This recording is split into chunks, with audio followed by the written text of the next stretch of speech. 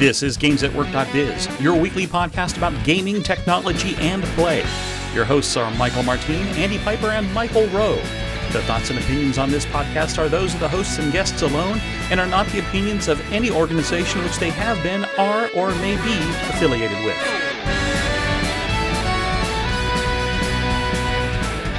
This is episode 526, Beans and Bricks.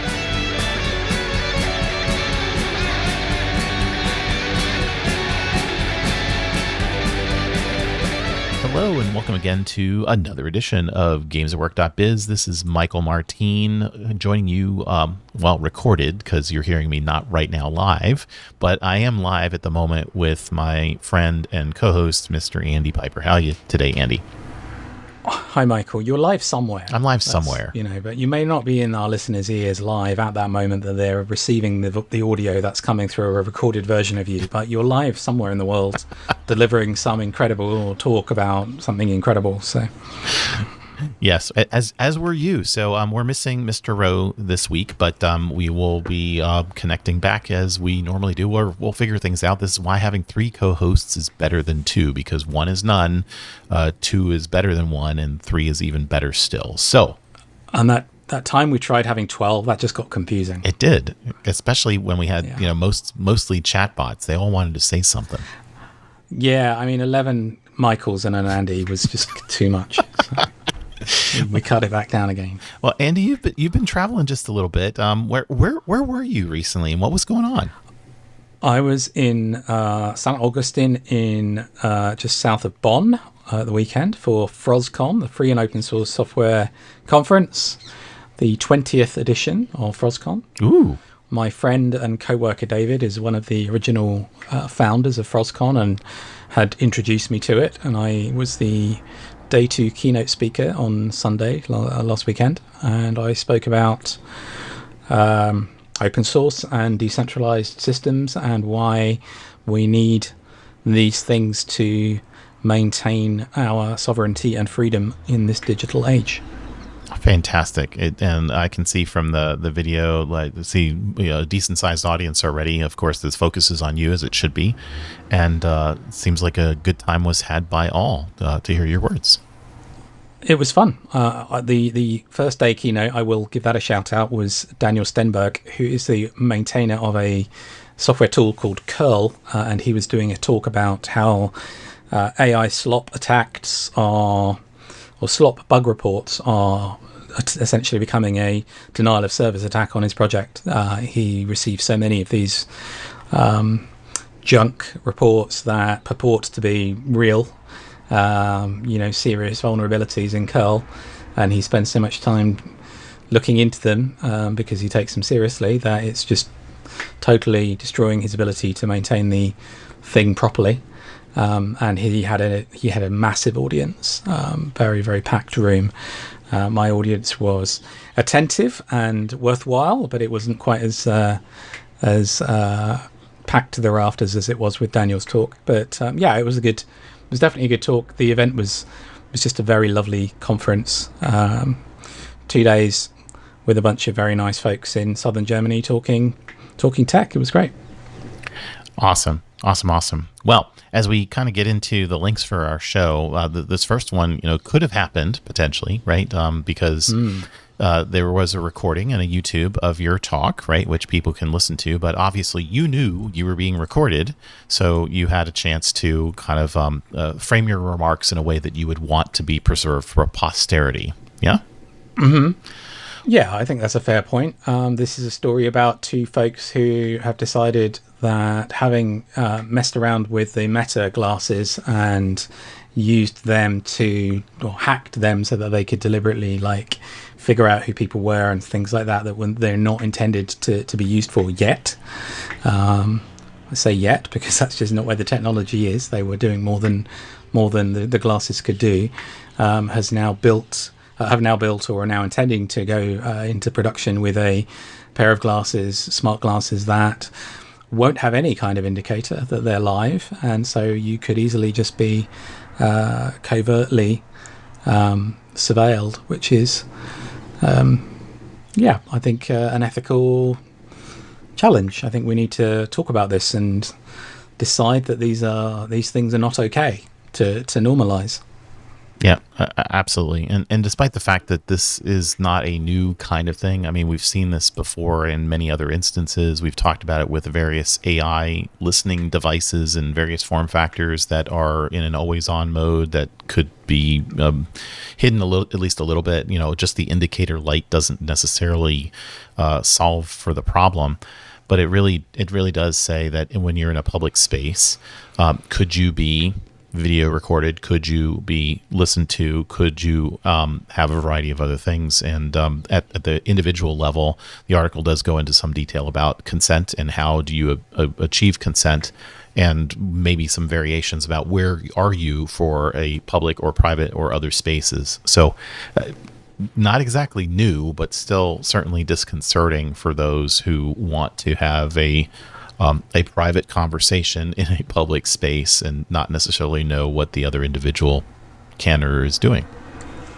I mean, I think it's fairly ridiculous for these folks to be challenged on the privacy concerns of this, and there's two things that this article on TechCrunch talks about. First of all, that the Ardafio, I think, is the folks making these, or was one of the two folks making these new glasses, but a company called Halo. Mm-hmm. First of all, they say, well, we can do it differently to Meta because Meta have privacy concerns and issues and challenges, so we can go further than they do. Well, the reason that Meta have those questions is a good one. It's sure. Not like it's a joke and they're just stuck and can't go any further, and so it's going to take somebody new to go further. I think there's legitimate questions. And secondly, there's the point here that in certain US states, and not just in the US, this applies elsewhere in the world as well, it's illegal to covertly record conversations without people's consent. So their answer to that is, well, if you're in a two-party consent state, then it's up to you as the user of the glasses to get consent. Hold on a minute. These things, by your own design, record constantly, right? They're listening to everything, sending it to the cloud constantly. So what are you going to do? You're going to cross the border into whichever state it is that has no consent for, you need to get consent and switch them off. No, people are not going to do that, and they know it. So I think this is nonsense. This is a ridiculous attempt to skirt the rules and put the responsibility on the user. The responsibility should be on the people making this not to make it. If it's known to be illegal, then they should take the responsibility seriously and not build the illegal thing. It really worries me that there is a school of thought and direction of travel that is without ethics, that is without any concern to the real world consequences, the impact on humans, and the unintended consequences. That none of this is okay. You should be thinking about this up front. Just because it's hard doesn't mean that you shouldn't do it. It means that you should think about it and you make the honest, sensible decision not to do the thing that's illegal. Right. Sorry. No, I don't be a little bit animated about these topics. Don't be that. But it's not okay just to say, well, it's not our problem, it's someone else's problem. I'm just going to make the thing, and it's up to someone else as to how they use it. No, you've put the thing out there. It's your responsibility. You made it. You should be held to account. Well, let's turn our gears towards maybe AI for a little bit of better usage and good. So we have an article here. Well, yeah, maybe there's some variations in this too, right? No. This one is good. Yeah. So from Wired, there is a article talking about a hiker who had been missing for a year that was discovered. Unfortunately deceased, but was discovered because an AI system was able to identify a helmet that the hiker was wearing when they were lost. And a couple of things struck me about this. Number one, this is a really awesome use case for AI. Here's a bunch of images. What is unexpected in the image? The second thing is that if you think about how things can easily disappear in nature, or what are some of the camouflage techniques that animals and others, use in nature, it's breaking up distinct lines of a human figure. So an arm or a head and arms and legs are easier to find when you kind of are looking for those things than a tree might be. And you can kind of obfuscate those sort of things by breaking up those lines with what you're wearing, both in clothing camouflage and also just draping things around you. So here's a way of an AI tool set that apparently was able to scan how many images was it? Tons, right? Tons. I think that was the official number. Yeah. And for those people that do end up watching the recording of my the talk I gave the weekend, I made a big effort, went to great lengths to talk about human achievement, and that is also something that gets talked about in this story about the recovery of this climber. So they talk about the fact that I talked about the fact that we as humans are incredibly ingenious. We over centuries have created an incredible world for ourselves, and we've got these remarkable devices that enable us, like Michael and I are doing right now, to talk to each other in real time between continents, make a recording that we will on Monday share with the world. And really this is just something, it's phenomenal, incredible. It's phenomenal. Yeah. So we should 100% be proud of ourselves as humans and value that creativity. And I also made the point that AI has not created this technology that is enabling us to do this. Saying that, if you look at this story, they make a really good point. They say this is a human achievement, but without technology it would have been an impossible mission, and this is a team success. So the ability to do this, to take all of this data, these pictures, and identify the color and the shape and so on that will enable them to identify the location here, and of course plug that into the human effort to go to the place, find the person. I think that is really crucial. It's a combination. It's not. It could have been done potentially by humans combing through all of these images in absolutely microscopic detail, but it would have been extremely difficult. And they're also using drones here. That would have been extremely difficult to deploy in a human form with helicopters and long distance cameras and things. I think that's worth remembering. I don't remember the particular cases, but I vaguely am thinking about some of the sea rescues where there are crowdsourced ways of saying, okay, a plane went down in the ocean and we know it was generally in this region, so we're taking satellite imagery and we're going to parse it out and basically doing a massive human level look for this sort of things. So you're right. I mean, those were human achievements in that way too, and you're exactly right that this is a human achievement that is enabled and augmented. So that's a big plus. Yeah. Love it. All right. So speaking of augmentation, Mr. Rowe shared with us an intriguing little article here about a company called Vivo that has created what, according to the 9 to 5 Mac article, calls a very close copy of the Apple Vision Pro. And they give you some degrees of detail around it and the price points and the weight and that sort of thing. So intriguing that here it is. They say it looks like it's only sold in, only sold in China right now, but still an interesting thing that's showing that the state of the art is continuing to progress, and there are further investments that are being made in this kind of vision type of experience. It's interesting they're talking about it only being sold in China, because presumably they feel that would protect them from a more widespread legal action by a company like Apple on a worldwide basis. And that is actually an interesting element of how some of the business around these products is happening, that you seem to see this copycatting, and depending on how bold the company is feeling at sort of taking it worldwide versus selling it in country inside of something of a bubble, whether that's a technology internet bubble or whether that's a legal political bubble is interesting. But yeah, this does look incredibly similar from what they're showing here to look and feel. I'd be really curious to know if it's as effective as the eye tracking and other things that the Vision Pro did a good job of on the one time that I tried it. But it's, I suppose, imitation is the sincerest form of flattery, and it's something of an endorsement for the sort of vision-based technology. But we'll see how far this goes.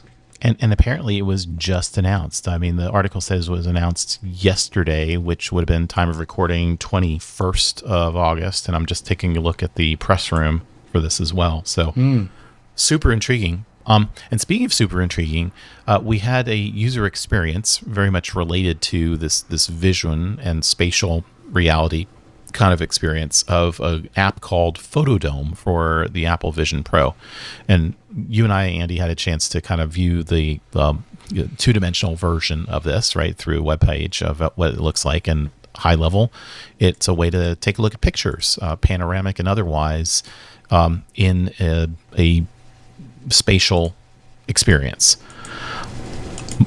Yeah, I think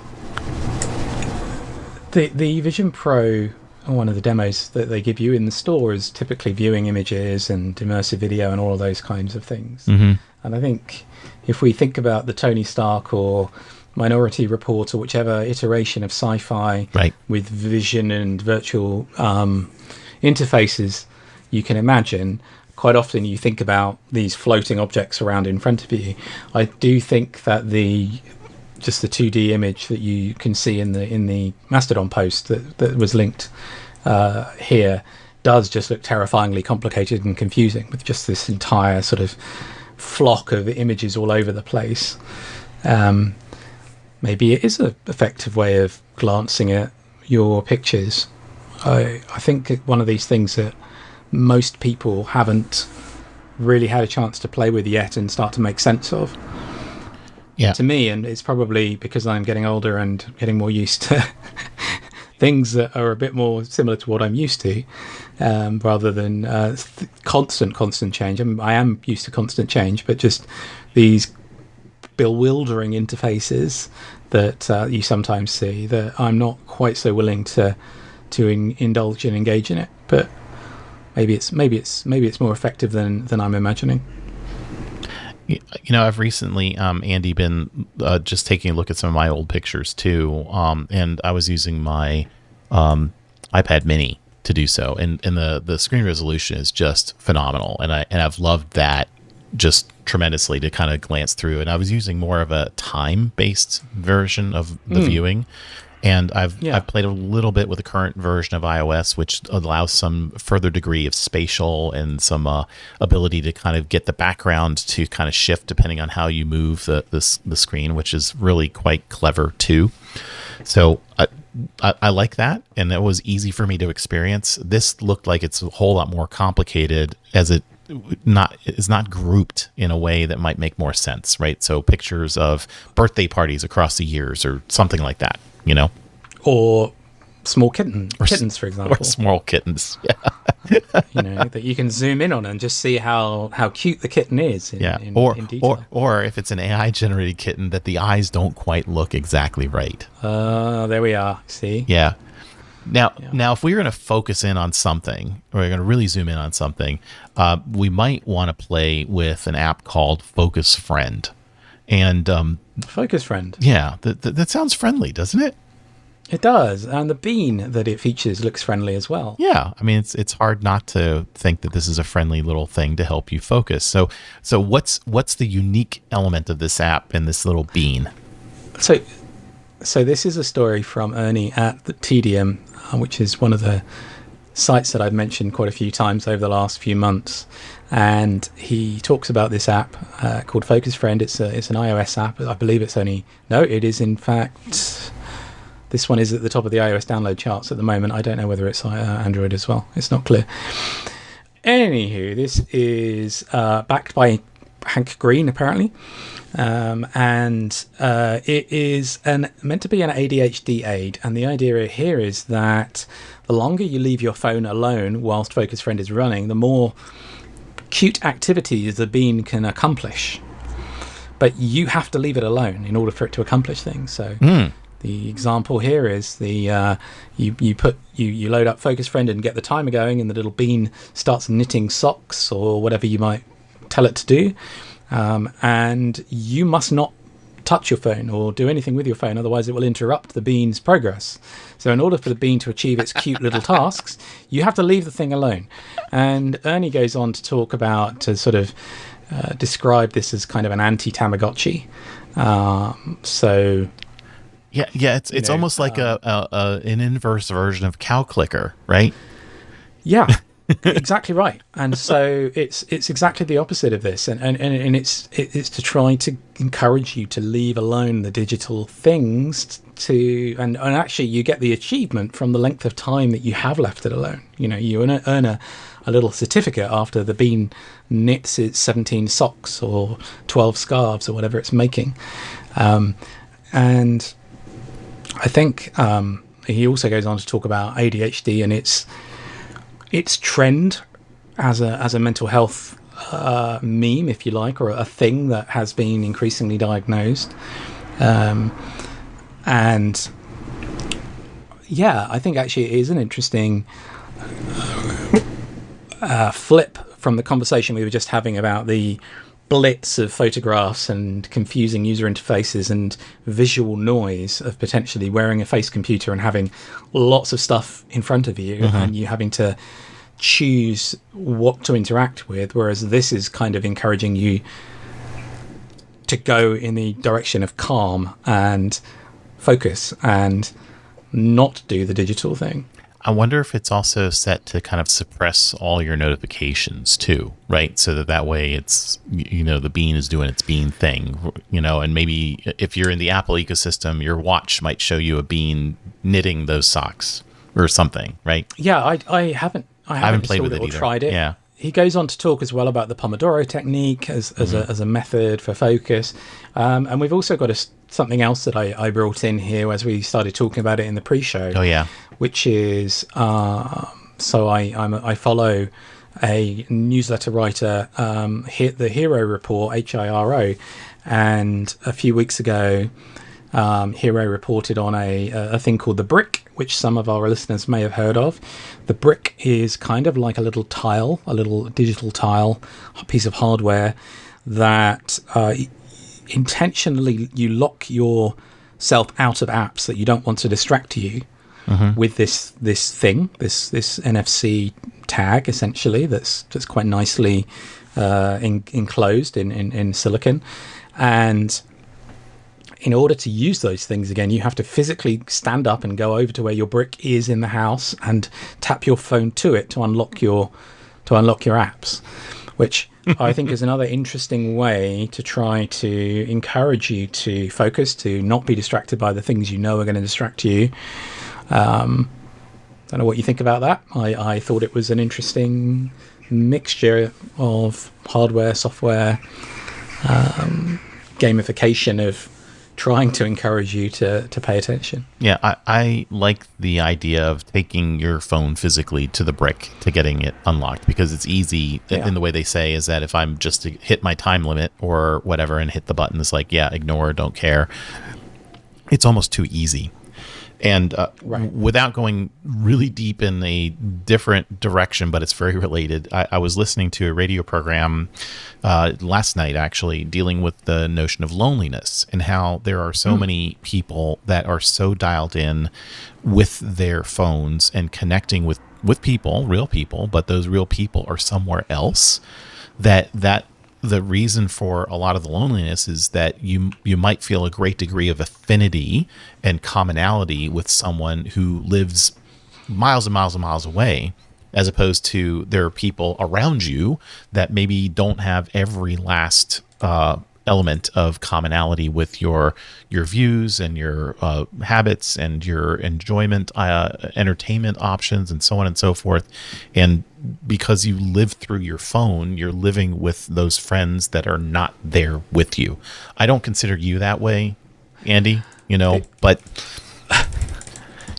we connect so this enough. Is interesting because about 3 months ago, 2 months ago, yes, there was a report that came out of the BBC, the second one of a series they've been working on around the social internet, and it's quite a long report. I think it's a large number of pages of work.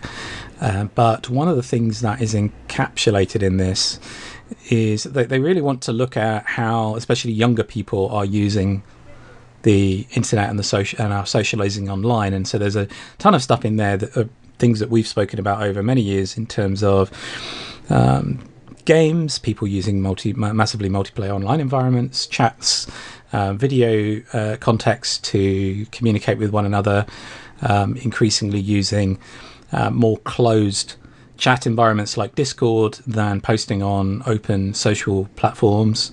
But one of the things that this really also focuses on is that notion of loneliness that you just mentioned, that as well as the social elements of the social web and the social internet, a lot of this can lead to people feeling incredibly isolated, incredibly lonely, incredibly stuck behind their devices without having real world, real life interaction.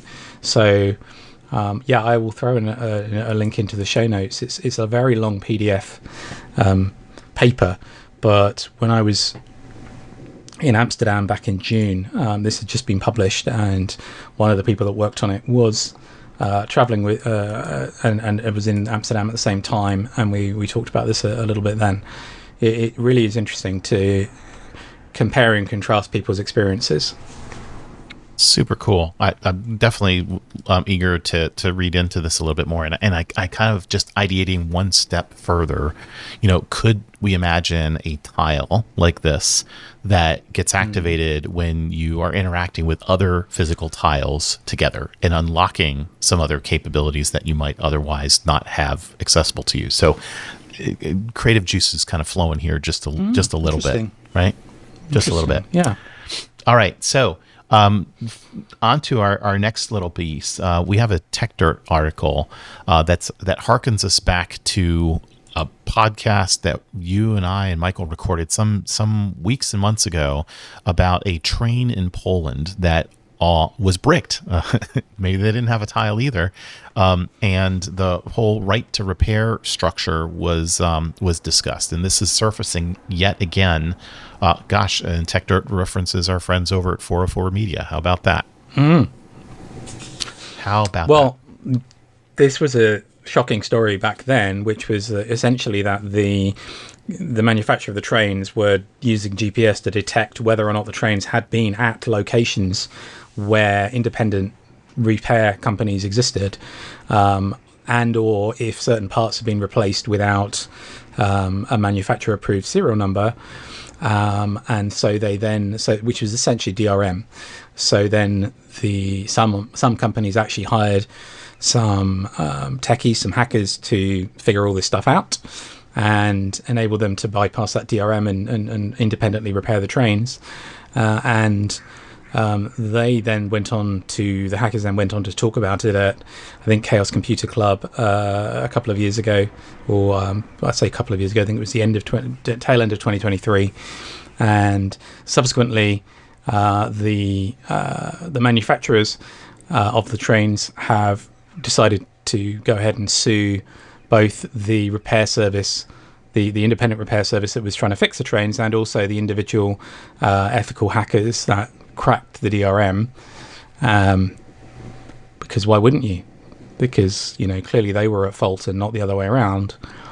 They're then trying to claim that EU law only allows reverse engineering of software if there are specifically bugs, and they didn't actually change any software to fix any bugs. Therefore, it's an illegal effort to do any of this stuff. Which sounds pretty flimsy and awful to me.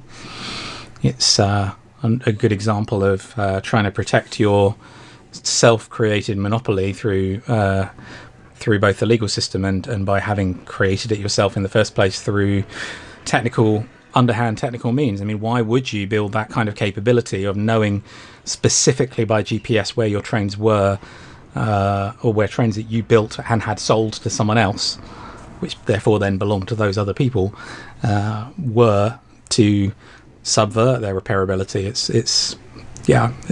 It's pretty appalling.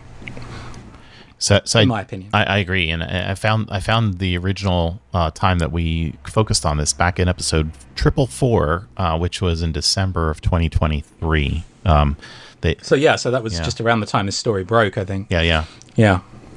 So intriguing. All right, so 18 months later, they're back and suing everybody. So yeah. It'll probably take a while for that to wend its way through the courts. All right, so to wrap up, we have one other intriguing article, this time about Volkswagen.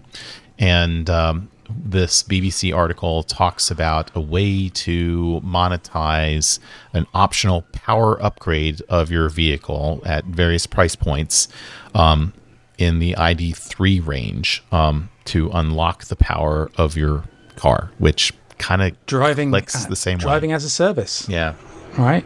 Yeah, I mean, I think there's some disingenuousness in the way that the car manufacturer is describing this. They are apparently claiming to the BBC that historically many petrol and diesel vehicles have been offered with engines of the same size, but with the possibility of choosing one with more potency. Well, typically you would choose that up front. You wouldn't get halfway through the life of the vehicle and then say, can I now have it switched over to the GTI model? Because that's not a thing that can happen. And if there is a notion of a sports mode in a car, that's typically a turn of a dial to adjust the suspension or suspension handling. Exactly. In fact, my car has exactly that. And it's built in. It's not something that I have to pay for access to. So I do think that attempting to claim that this is nothing new is a lie. It is new. It's an attempt to put features behind paywalls, provide the ability to monetize post-sale, and I mean, it's certainly not the first time we've talked about pay to add features for vehicles, but it's a bit disappointing. Yeah, I mean, I would understand a little better if this were kind of the flip side of the equation, which says, look, we're taking our cost structure down. We're offering the opportunity for multiple different performance and other characteristics and so on. And yes, okay, I could see where that also runs a little afoul because it is now the software that is generating the delta between them, right? And that could be done at the purchase point of the initial purchaser of the vehicle, but it becomes really problematic where it's not a license. Well, you have a license to drive. It is not a software license that you're getting. It's not driving as a service. It is a physical thing with physical characteristics that should be available to be used, right? Yeah. It's frustrating that that's the way the world has gone in terms of people wanting to essentially sell you the key to the digital game, right? I mean, they don't want to sell you the physical game anymore. They want to just sell you the little unlock code that they can then revoke at any time remotely to lock it back up again. Right, or increase the value over time, right? So, it's worth more a year from now. Yeah, I mean, if you don't carry on paying the subscription, then we're either going to switch off the power or just gradually reduce it until there's none left. Yeah. There you are. All right. Well, on that note, you can find us again here next week on gamesatwork.biz. We'd love to hear articles and news and things that you're finding. If you're lonely, reach out to us. We'd be happy to engage with you on Mastodon and more. So drop us a line. Talk about the amazing, incredible things that humans make when they're being ingenious. Yeah. Let's celebrate cool stuff that's good and optimistic in the world. We'd love to do that. All right. Well, we'll see you again next week right here on gamesatwork.biz. See ya. You've been listening to GamesAtWork.biz, the podcast about gaming technology and play. We are part of the Blueberry Podcasting Network, and would like to thank the band Random Encounters for their song, Big Blue. You can follow us at our website at GamesAtWork.biz.